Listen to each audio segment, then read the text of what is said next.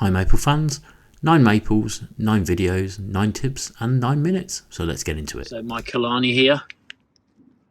Very kindly, one of my viewers mentioned this was available, so pick one up. There's a video on that if you'd like.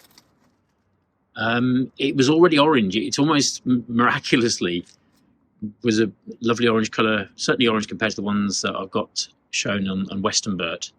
But I can't wait to get back to Westernbert again to show you the full version of this, because again the orange colours just amazing really, and you're starting to see sort of an autumnal feel to the plant. But definitely one of the sort of ones that if you can get hold of one, they're not popular, and I don't know why. It's kind of crazy because it's perfectly easy to grow as far as I can see.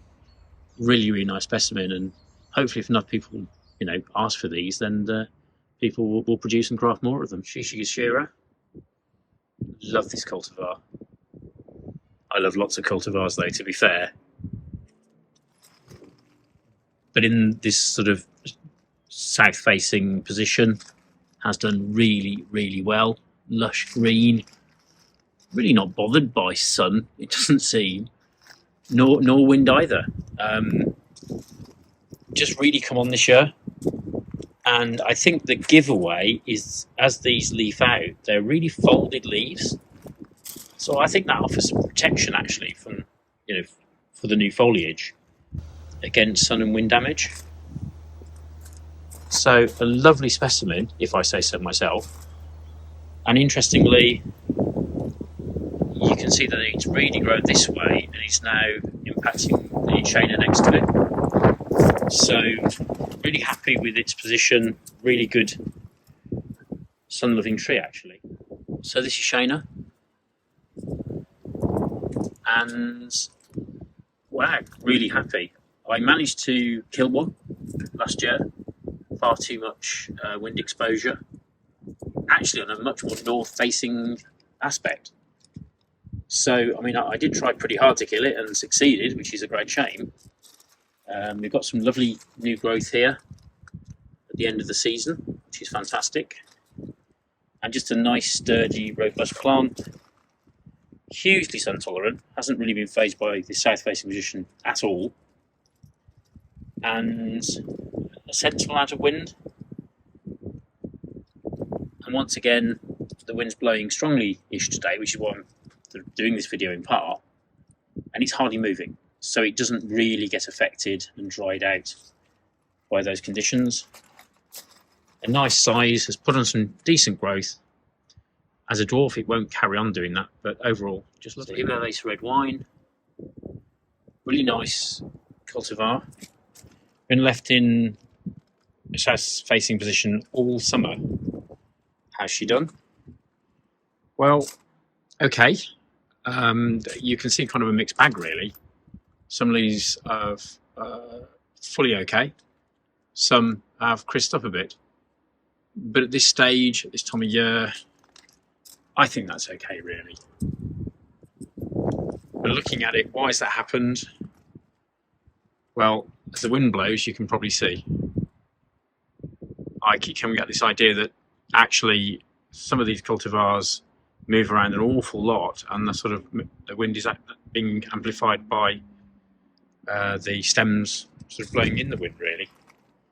So lovely cultivar, not unhappy with it, but somewhere more out the wind might be more suitable.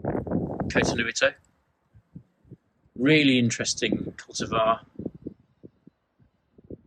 south-facing position, quite a lot of wind and gets blown around a lot.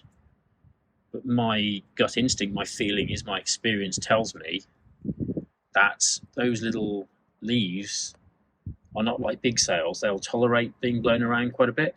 And actually, as they mature, because this is new growth here, those little leaves get smaller and more strap-light and even more wind resistant, it would seem. The south-facing positions give it a nice colour. It's got a nice bit of height to it now, actually, so that's kind of waist height on me.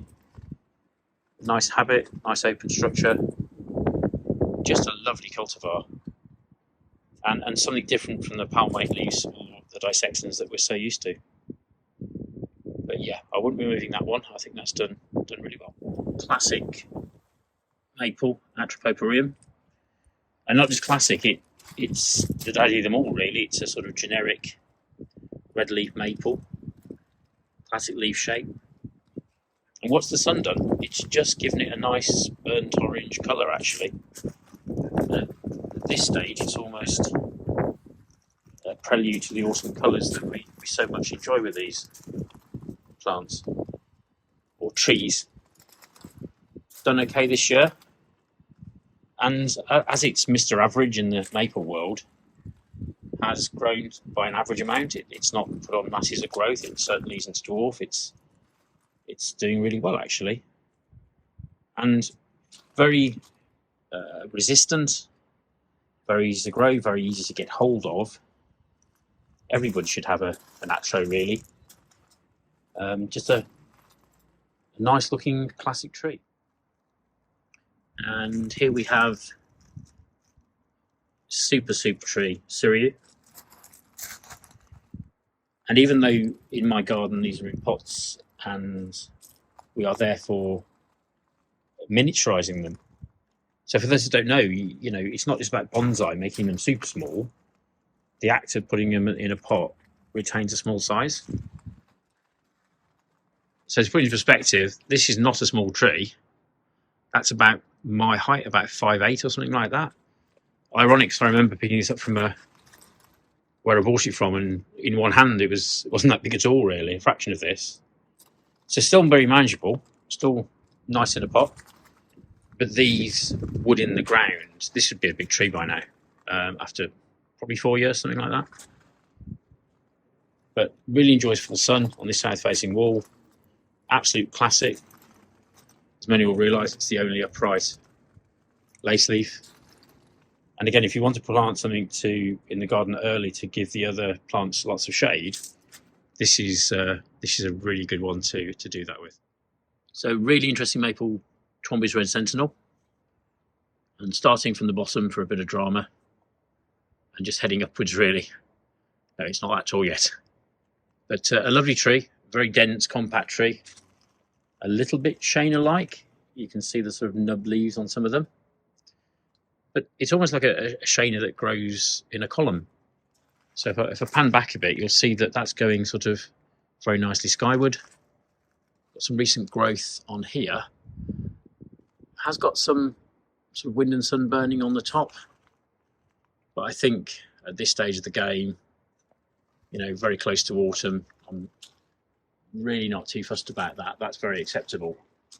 And again, I think these cultivars with lots and lots of dense leaves, they'll happily suffer a bit of damage to a few of them. Whereas the kind of Dissectums and that sort of thing, it doesn't take them to lose many leaves before they're in trouble. But a Red Sentinel, just a fantastic addition if you need to fill a vertical space but don't have much horizontal. So Viridis here, featured recently in one of the Magnificent Six video, where I just compared this to other ones. This has done okay, actually. These Dissectums grow slowly, and that can be lovely, because you don't always want something that's going to grow massive and overtake, but will form a lovely sort of weeping habit. If we go nice and close on the leaves, we can see classic sort of feathery Dissectum leaves, which is lovely. And whether you choose to have, you know, whatever cultivar, there's a few of these, definitely worth including. And especially if you've got a water feature, that would look absolutely superb kind of next to it, sort of draping into the water. So well worth including.